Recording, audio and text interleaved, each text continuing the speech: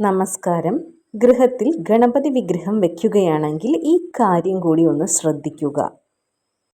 നമുക്കുണ്ടാവുന്ന എല്ലാ തടസ്സങ്ങളും മാറി എല്ലാ കാര്യങ്ങളും നല്ല ശുഭമായി നടക്കുന്നതിന് വേണ്ടിയാണല്ലോ നാം ഗണപതി ഭഗവാനോട് പ്രാർത്ഥിക്കാറുള്ളത്.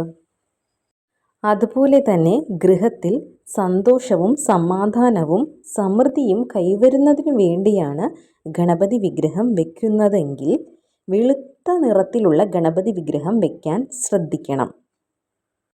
അതുപോലെ തന്നെ ഇത് വയ്ക്കുന്നതിനും ഒരു സ്ഥാനമുണ്ട്.